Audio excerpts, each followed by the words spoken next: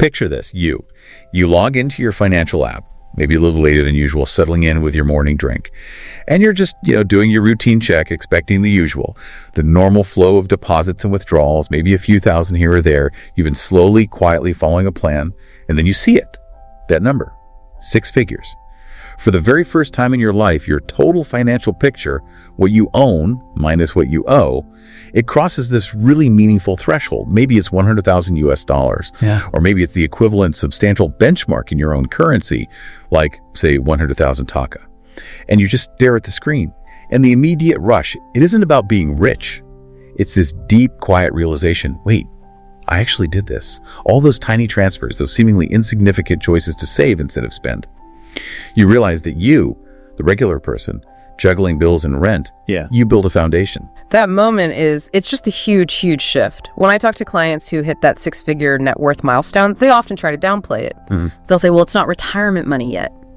But the truth is, the biggest gain isn't monetary, it's psychological. You interrupt that decades-long negative story, the one that says, I'm always broke, or I'm not someone who can build wealth. You now have hard evidence, empirical evidence that you are a competent wealth builder. That identity shift is the true breakthrough of the first 100K. That is exactly the mission for today's deep dive. We are talking to the regular person, the one who did not inherit a trust fund, who is dealing with student loans, who is just trying to navigate the daily grind and still find a way forward. How does that person get to their first 100K? Welcome back to the deep dive. Today, we are providing a simple, achievable roadmap for your first $1,000 taka. Before we go anywhere, we need to be crystal clear about the goal. We are not talking about salary. We are talking about net worth. Right. Net worth is the single most accurate measure of your actual financial health because it accounts for everything. The whole picture. It's the whole picture. It's the total value of everything you own. Your cash, your savings, your investments, maybe property, whatever equity you might have, minus the total value of everything you owe. So credit card debt, personal loans, mortgages, student loans, all of it. And when we talk about reaching 100,000, we mean moving that total net worth number up by that amount. So if your student loans or other debts mean you are starting at, say, negative 20,000. Your goal is to push that number until you hit positive 80,000. If you start at 0, you're aiming for 100,000. It's a mountain, and we're starting from wherever you're standing right now. Exactly. And we must reinforce that this is a global principle. Whether you are aiming for 100,000 US dollars, 100,000 taka, or the equivalent meaningful 6-figure chunk in euros, pounds, or rand, the underlying financial mechanisms we discuss, the concept of the gap, compounding, and diversification, they remain universally true. And that's so crucial. I'm a financial planner, and I'm here because this roadmap, well, it isn't theoretical for me. I started my adult life in Dhaka, moved to the US, and started with minimum wage jobs, student loans, and absolutely no inheritance. Wow. I had to build this 100K foundation myself, dollar by dollar, over several years. So I know it's achievable, and I know it feels impossible until you see the steps laid out. Well, I'm glad you're here to guide us, because for many listeners, 100K doesn't just feel hard. It feels like a number that's reserved only for those who start with massive structural advantages. Let's unpack this and show them the math. So we've established that 100K net worth is the goal. Let's dig deeper into why this specific milestone is so profoundly important. It's not the final destination, but it is the first major psychological and mathematical inflection point. Precisely. If we look at the psychological side first, we all operate based on narratives. If you grew up seeing struggle, the narrative you adopt is that money is something you work for but you never keep. You might earn well, but you spend it just as quickly because deep down you're confirming the identity. I'm not someone who accumulates wealth. It's the financial version of a self-fulfilling prophecy. It is. Hitting 100K provides irrefutable evidence that the old narrative is false. It's proof of concept. You can now reliably say, I am a wealth builder. And this shift is so empowering because it makes future behavior change almost automatic. How so? You stop seeing money as something you wait to run out of, and you start seeing it as a resource you manage and deploy. Your whole framework shifts. But I have to ask, what if the money really is too tight? How do you mentally adopt the identity of a wealth builder when you are staring at a negative bank balance because of loans? Doesn't that just feel like denial? That is a critical question, and it's not about pretending you're rich. It's about recognizing the power of the decision.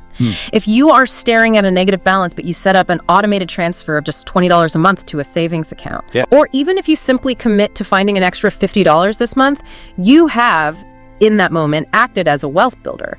The identity starts with the action, not with the result. The 100K milestone is simply the grand confirmation that your actions worked over time. I really appreciate that distinction. Yeah. It shifts the focus from your current poverty to your future agency. Absolutely. And that agency is priceless. Now let's move to the second, more measurable reason why 100K is the magic number. The mathematical breakthrough of compounding. We all know compounding works, but how does 100K make it accelerate? Compounding is the engine, but 100K is the point where the engine gets, let's say, turbocharged. When you first start investing, your growth is overwhelmingly dependent on your personal contributions. The money you put in. The money you physically transfer out of your paycheck. If you have a portfolio of, say, $5,000 and it earns a solid 10% return in a good year, well, that's $500. Right. But if you are contributing $300 a month, so $3,600 a year, your personal contributions are still doing 88% of the work. So the returns are nice, but they're still just a bonus compared to my hard work. Exactly. But look at that same 10% return when you hit $100,000. Now, a 10% return is $10,000 in growth. Wow. If you are still only contributing that same $3,600 a year, the return is now doing nearly 3 times the work that your personal contribution is. Wow. That changes the math entirely. The money you already have is now the primary growth engine. That is the aha moment. That's what hits when you cross 100K. You realize your investments grew more this year passively, just sitting there and working, than you were able to physically contribute from your highly taxed, hard-earned salary. This is where your money starts working harder than you are. That's the dream, right? That's the whole point. And it links directly to the concept of financial independence. Many financial models, like the famous 4% rule, suggest that a certain withdrawal rate can sustain you. And while 100K isn't enough to retire on, No, not at all. it's the first serious chunk where those withdrawal rules even begin to make sense conceptually. It's the first step towards feeling genuinely secure. It proves that the small snowball you've been pushing up the hill for years, which took the longest and felt the heaviest, is now big enough to start rolling and picking up momentum on its own. So the second 100K, The second 100K typically comes significantly faster than the first because of this mathematical tipping point. that makes the struggle to get the first one completely worthwhile. We want to ensure the listener truly believes this goal is realistic, not just, academic.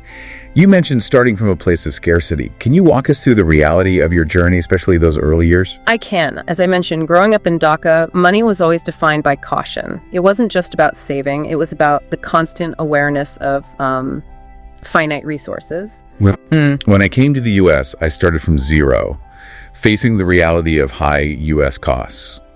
My early jobs were typical: washing dishes, working on campus, then a starter office job where the pay was just enough to cover a shared apartment and the student loan minimums. There was no inheritance, no safety net. That sounds like a constant high-stress treadmill. How did you handle the mental load of that balancing act, especially when trying to balance textbooks and rent? The stress was immense. For years, I just thought I have to work harder. I took extra shifts, but the money just seemed to disappear. Rent went up, textbooks were astronomical, and a constant fear of emergencies just lingered in the back of my mind.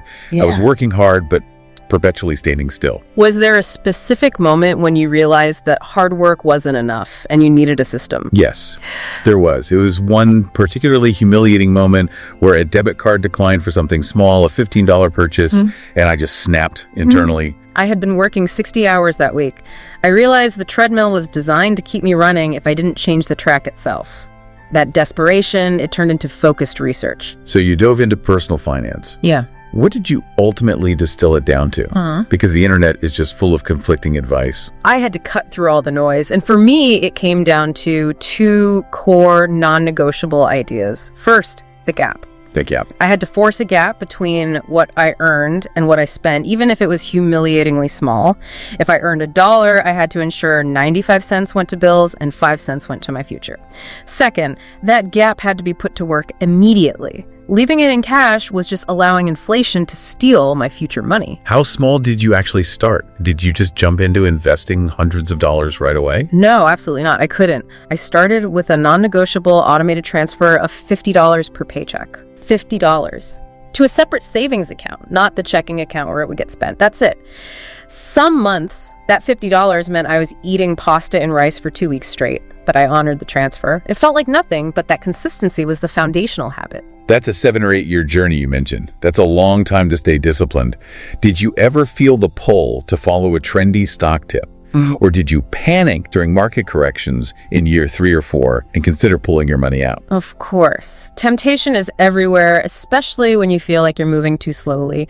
I remember when certain cryptocurrencies were booming or my friends were talking about meme stocks. And I felt pressure, thinking maybe they found the shortcut I missed. But I remembered my foundational principles. Slow, boring, consistent wealth building. I resisted the temptation to chase the high returns because I knew that strategy carried a high risk of losing the foundation I was so slowly, painstakingly building. How did you handle the market dips? Because it's terrifying to see your small pile of money shrink in value. It is terrifying. I had to internalize a mantra. I was investing for 30 years from now, not 30 days from now. Okay. When the market dipped, I saw it as a sale. I forced myself to continue my automatic contributions, buying more shares at a lower price. It was counterintuitive and it required great mental effort, but sticking to the automatic plan prevented me from making emotional, catastrophic decisions. And when you finally hit 100K, what did that unglamorous victory look like? I was wearing sweatpants, drinking coffee, and doing my monthly reconciliation spreadsheet. And the numbers just added up, student loan debt subtracted, and there it was, $100,000 net worth. I remember feeling relief more than euphoria. The thought was, the system worked. I don't have to worry about that $15 decline ever again. It proved that small, consistent actions repeated over time absolutely beat luck. Your story proves that this is not about a massive income. It's about optimizing behavior and consistency over time. Okay, let's take that experience and turn it into a concrete roadmap for the listener. We start with step 0, stabilize. This is the prerequisite for all future success. We called this step 0 because if you skip it, step 1 and step 2 will fail. Like we said, you cannot build a house on sand. If a minor life event, a sudden car repair, a small medical bill, can force you to pull everything out of your investments or put a huge charge on a 25% APR credit card. Right. Your path to 100K will be a constant, exhausting cycle of 2 steps forward, 2 steps back. So this roadmap is for people who can cover their essentials and debt minimums, but need that resilience. What are the 3 non-negotiable pieces of step 0? First, you must get current on essentials. This sounds obvious, but you need to achieve reliable consistency with housing, utilities, basic transportation, food, and necessary medication. If you are regularly late on these, you need to focus 100% of your energy here first. Okay, that's the base. Second, build a mini emergency buffer. We are not aiming for the full 3 to 6 months of expenses yet. That's overwhelming. Right. We are aiming for a tactical cushion of, say, $500 to $1,000, or the equivalent chunk in your local currency. This cash savings exists purely to handle those small, inevitable bumps. A parking ticket, a broken washing machine. It prevents the $300 problem from forcing a $3,000 debt solution. I think people struggle to define how much is enough for this buffer. A good rule of thumb is to calculate what your typical insurance deductible or medical copay is. Yep. Your buffer should ideally cover that expense, plus a week's worth of lost wages or unexpected food costs. It's the cost of buying yourself time and peace of mind when life throws a curveball.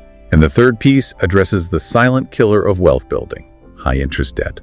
Absolutely. You cannot outinvest a high-interest debt. If you are paying 20, 30, or sometimes even higher on things like credit cards, payday loans, or high-interest personal loans, every dollar you put toward investing is fighting a massive headwind. We need a plan to tackle these high-interest items, even if it's the debt snowball method, paying the smallest balance first for those psychological wins, or the debt avalanche, paying the highest interest rate first for the mathematical wins.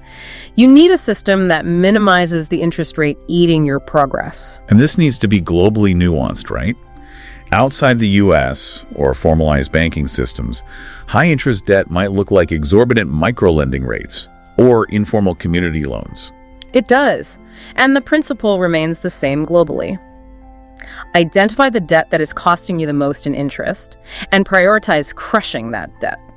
If the interest rate is significantly higher than the growth rate you can realistically expect from a broad market index fund, say anything over 8 to 10%, that debt is an emergency. It must be addressed before or at least concurrently with starting investments. But the classic question is, do I have to wait until all my debt is gone and I have a full 6-month emergency fund before I touch investing? I don't think you have to wait for perfection, especially if you have access to something like an employer match in a retirement account. Right, the free money. That match is free money, and you should contribute enough to get it even if you are carrying some low-interest student debt. But beyond that match, direct your focus to building the mini buffer first, then aggressively tackling the high-interest debt.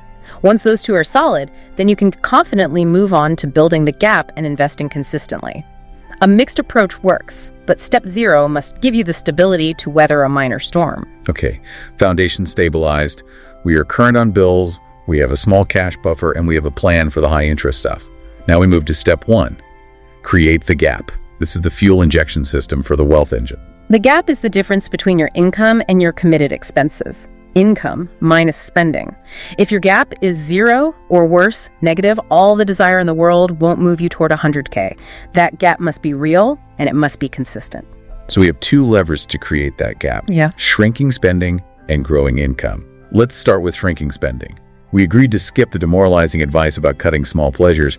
We're targeting the big 4 heavy hitters. We're targeting the systemic levers that control 70 to 80% of your budget.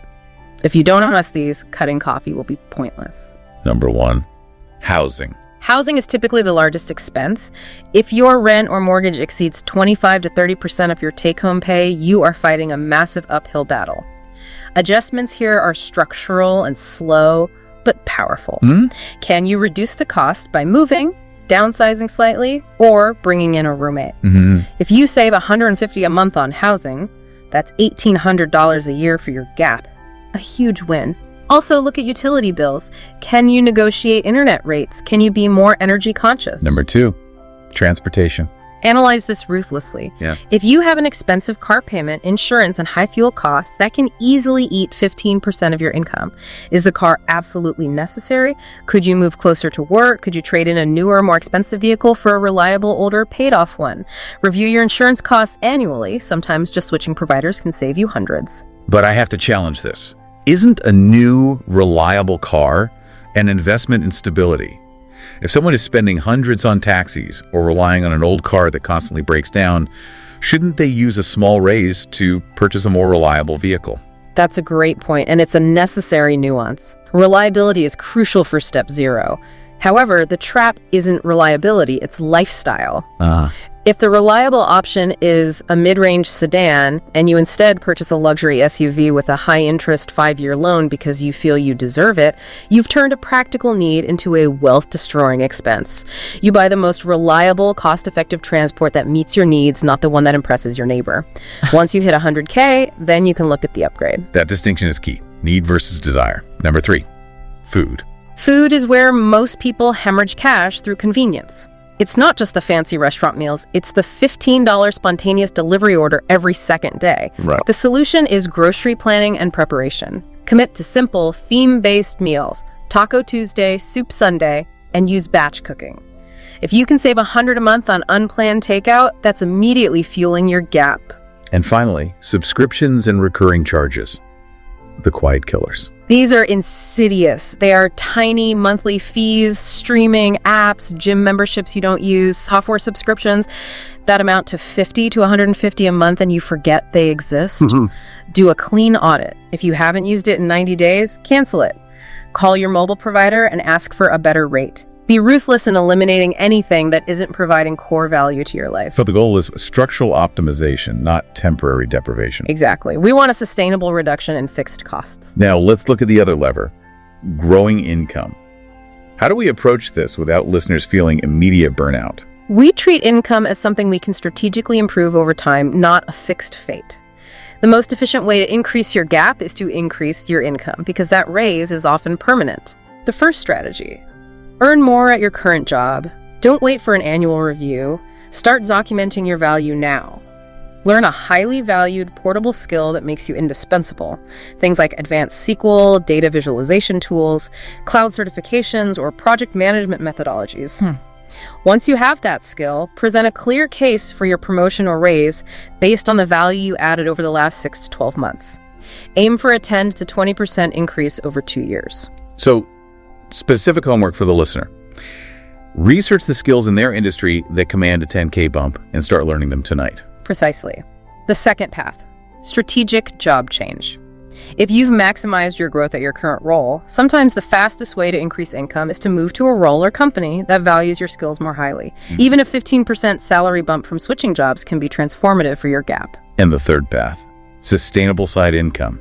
This is often misunderstood as needing a full second job. It doesn't have to be. Sustainable means it doesn't destroy your primary job or your health. It might be tutoring one night a week, taking on targeted freelance consulting, using a skill you already have, or even monetizing a hobby slightly. Okay. The key is that the side income must go 100% into the gap, not into lifestyle creep.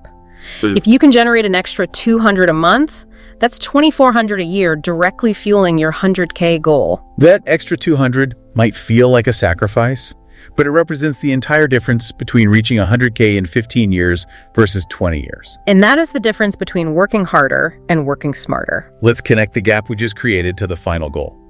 We need to define step 2. Give the gap a job, because without a system, that hard-earned gap vanishes. The gap must be automated and directed. Job 1 is to finish strengthening your safety net. Get the full 3 to 6 months of expenses saved in a high-yield savings account if you haven't already. Right. Once that safety net is solid, the majority of the gap goes to Job 2. Grow long-term investments. Let's use our earlier example. If someone brought home $3,000 a month and managed to create a $300 a month gap, that 10% savings rate, how do they give that $300 a job? First, they automate the transfer of that $300 a few days after their paycheck hits. Second, they send it to the right place. And this is where we need to get specific about investing, which is often the scariest part for people. If a listener has an employer match, that's where the money goes first, right? Absolutely. If your employer offers a retirement plan, like a US 401k, and they match your contribution up to, say, 3% of your salary, you contribute at least that 3%. That is an immediate, guaranteed 100% return on that portion of your investment. Yeah. You will never find a better return anywhere. It's truly free money. But what about our global audience? What if they don't have access to a 401k or IRA? That's where we need to think universally. If you are outside the US, look for your local country's tax-advantaged retirement accounts first. In the UK, that might be an ISA, an individual savings account. In Canada, a TFSA, a tax-free savings account. These government-sponsored accounts protect your returns from being taxed, which dramatically speeds up the compounding process. If those aren't available, or the listener has maxed them out, then you look for a global brokerage account accessible from your region. The priority is still simple: broad market investing. For long-term growth toward 100K, we prioritize boring and diversified. You are looking for low-cost index funds or ETFs, exchange-traded funds, that track a large part of the global market. can you name specifics and explain the philosophy? Because index fund sounds abstract. Think of it this way. Instead of trying to guess which specific company, say Google or Apple, will be the winner in 10 years, you simply buy a tiny piece of all of the biggest, strongest companies. You're betting on the whole market. Exactly. Funds like VTI, that's the Vanguard Total Stock Market Index Fund, or VXUS, the Vanguard Total International Stock Index Fund, are globally accessible via many brokerage platforms. The philosophy is that you believe the entire world economy will continue to grow over the long term. And the key here is low cost. Why does a tiny fee difference matter so much on the journey to 100K? It matters massively due to compounding. If you invest in a fund with an expense ratio, that's the annual management fee of 1.5%, versus a modern low-cost ETF with an expense ratio of, say, 0.03%. That 1.47% difference doesn't sound like much today. But over 20 years, that fee differential can literally steal tens of thousands of dollars of growth from your final 100K portfolio. Always choose the low-cost provider. Let's tackle the cash versus investing trap again, but with more detail. Why can't I just save $100,000 in a bank account? Because of inflation. Inflation is the rising cost of goods and services. Even if you earn a respectable 2% in a high-yield savings account, if inflation is running at the historical average of 3%, you are losing 1% of your purchasing power every single year. So if I save $100,000 in cash in a decade, that money might only buy, 90,000 buys today. Exactly. You are fighting two headwinds, inflation and limited growth. Cash is essential for your safety net money you need in the next 1 to 5 years. But for long-term goals like 100K, you need the growth potential offered by diversified investments that aim to outpace inflation. The goal is enough cash for stability plus investing for growth. And finally, let's talk automation. I can't stress enough how important this is. Automation removes decision fatigue. You don't rely on willpower, which is finite. You treat your investment contribution like any other non-negotiable: bill rent, phone bill, utilities. You set up a recurring automatic transfer from your paycheck to your investment account. Ideally, this transfer happens a day or two after your main income hits your account. You pay your future self first. And if you don't even see the money, you can't spend it. That's the magic. All right, let's address the time factor head on. The fear of how long will this take is the number one reason people never start. Let's provide some illustrative examples. The first thing to remember is that you are replacing "it will take forever" with "this has a predictable timeline." We can estimate this based on contribution size and historical market averages, which are historically around 7 to 10% annualized return. Let's look at the person who found that robust $500 a month gap. If someone consistently invests $500 a month, that's $6,000 a year, and earns an average 8% return, they are projected to reach the $100,000 net worth milestone in approximately 12 years. 12 years. That is a serious, achievable timeline for a lot of people. In that scenario, they contributed $72,000 of their own money, and the market growth provided the remaining $28,000. That's the power of compounding starting to accelerate. Now, let's look at the person who is starting smaller. Maybe the person who can only commit $200 a month. If they consistently invest $200 a month, which is $2,400 a year, and earn that same 8% return, the timeline lengthens to approximately 18 to 20 years. Now, 20 years sounds long, but think about the alternative.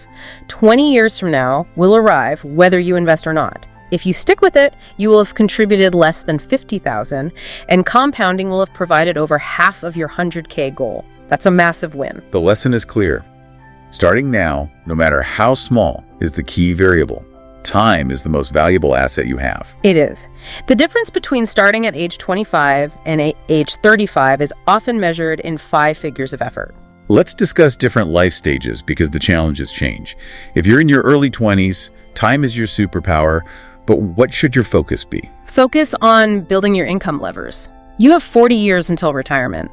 Your job now is skill acquisition and income growth. Building the saving habit is more important than the amount.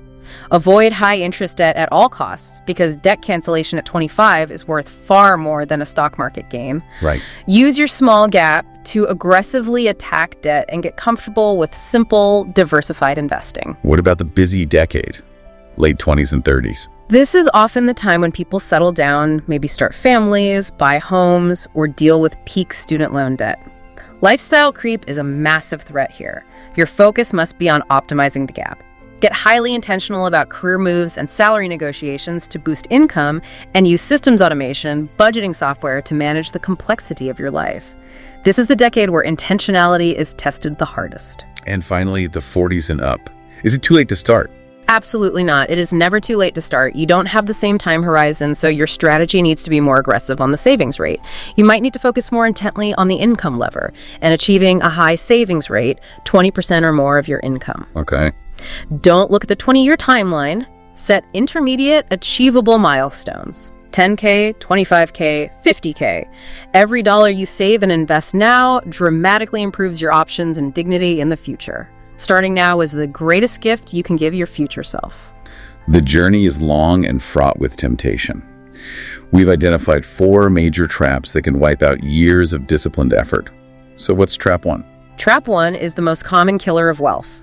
Lifestyle creep. This is when your fixed expenses increase every time your income increases. You get a raise and suddenly you feel entitled to a nicer apartment, a more expensive car, or dining out 3 more times a month.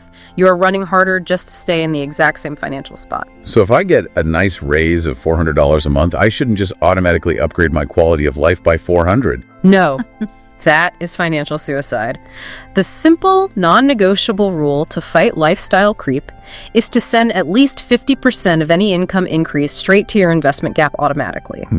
If the raise is $400, $200 goes straight to your investments, and you can enjoy the remaining $200. That way, you reward yourself a little, but you massively accelerate your path to $100K. Trap 2. Big emotional purchases. These are the ones driven by stress or status. These are dangerous because they are usually financed, meaning you pay for them multiple times over with interest. The classic example is the luxury car or the vacation put entirely on credit. These purchases are driven by, I worked hard, I deserve this now. Right. They can eliminate months or even years of saving discipline in one swipe. This is where we need a mandated pause. Yes. Implement the 48-hour or 1-week rule for any major purchase that isn't essential. Tell yourself, I'm going to wait a week, review my net worth, and if I still feel strongly that this aligns with my 100K goal, I'll buy it. Most often, the urgency fades, and the purchase looks less appealing when viewed against your long-term goals. Trap 3. Get-rich-quick schemes. The temptation to bypass the slow, boring road. This is incredibly tempting when you feel behind. You see articles about someone making millions overnight, and you think you need to emulate them. This includes reckless options trading, betting your life savings on volatile assets based on hype, or following anonymous online tips about the next big thing. These are not investment strategies, they are speculation, and they usually lead to massive losses, especially for beginners. But in some markets, it feels like only those who took massive risks actually get ahead. Why shouldn't a young person dedicate 5% of their investment funds to a calculated, risky bet just in case? I think there is a difference between calculated risk and reckless speculation. If you feel compelled to gamble, dedicate a maximum of 1 to 2% of your total portfolio to experimental high-risk assets. Call it your fun money. Okay. But the other 98% must be anchored in the boring, slow, diversified growth of index funds. The path to 100K is paved with consistency and compound interest, not lottery tickets. If it sounds too good to be true, it is. And finally, trap 4. Fear-based paralysis. This is the invisible trap. It's the fear of making a mistake, the fear of seeing your accounts during a market dip, or the overwhelming sense that finance is just too complicated. This fear leads to doing nothing at all. Keeping all your money in a low-interest checking account, never opening an investment account, or avoiding even checking your net worth statement. And as we discussed, doing nothing is actually a choice. The choice to let inflation slowly erode your financial security. Exactly. We are not aiming for perfection. We are aiming for good enough to move forward. The biggest mistake is inaction. Open the low-cost brokerage account, buy the simplest total market fund, set the automation, and start the journey. You can adjust and learn along the way. This journey is measured in years, maybe decades. How do we keep the momentum going when the daily grind feels endless and the goal is still years away? You have to hack your brain's reward system. First, celebrate smaller milestones religiously. Don't just focus on the 100K finish line. Celebrate 1K, 5K, 10K, and 25K. Every time you cross one of those numbers, pause. Take yourself out for a modest pre-budgeted dinner. Acknowledge your discipline. This gives you regular dopamine hits that confirm the system is working, reinforcing the positive identity. Second, pacing is key. How often should we be checking our numbers? Checking too often, daily, or even weekly fuels market panic and anxiety. For most wealth builders, checking your net worth once a month or once a quarter is the sweet spot. It's often enough to track progress, but infrequent enough to filter out the daily market noise. Remember, you are building wealth in decades, not days. And connecting the goal back to meaning. How do we ensure 100K stays relevant even when life gets hard? The number 100,000 means nothing on its own. It needs to represent the emotional benefits it provides. options, security, and dignity. For example, 100K means you can switch jobs without panicking, or you can afford to help a family member in an emergency, or you can take a 3-month sabbatical if you burn out. Whenever you feel your motivation flagging, reconnect with that feeling of future freedom that the money represents. Now let's normalize the fact that mistakes will happen. We are not robots. Life happens. You will lose a job, you will have medical issues, the market will drop 30% without warning. Almost no one has a perfectly straight upward trajectory to 100K. The key differentiator for success is what happens after the setback. If a listener loses their job and has to dip into their mini emergency fund, is that a failure? Absolutely not. That is the plan working perfectly. That money did its job. It protected you from disaster and prevented you from having to sell your long-term investments at a loss or take on new high-interest debt. Using your safety net is not failure. It is resilience. So the path back is simply restarting the habits. Yes. When the crisis passes and you stabilize your income, the priority immediately shifts back to rebuilding the emergency fund, then restarting the automatic investment contributions. The people who reach 100K are not the ones who never stumbled. They are the ones who got back up and restarted their system as many times as life required. Consistency in returning to the system beats perfection every single time. This deep dive provides the map. Now we need to give the listener the first set of coordinates. We have a simple 7-step challenge you can start this week, right now. Don't wait until next month or until you get a raise. Start today. Step 1.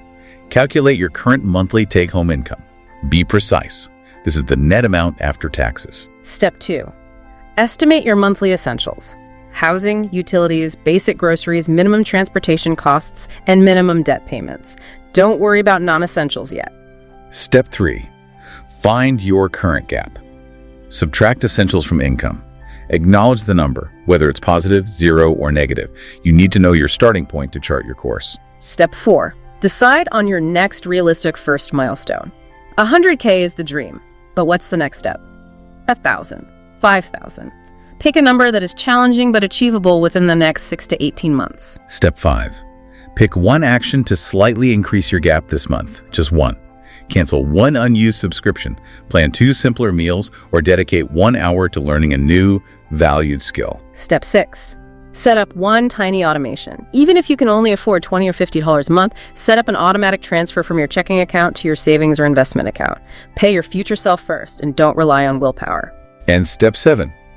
Write one identity sentence and place it where you will see it every day. Something simple and true like, I am someone who saves and invests for my future every month, even if it's small.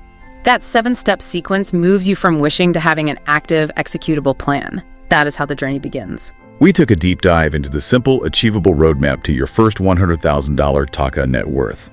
We defined the goal as net worth, what you own minus what you owe, and explored why this milestone is so crucial. The identity shift from I can't save to I can build wealth, and the massive mathematical advantage of compounding that starts working for you around the 100K mark.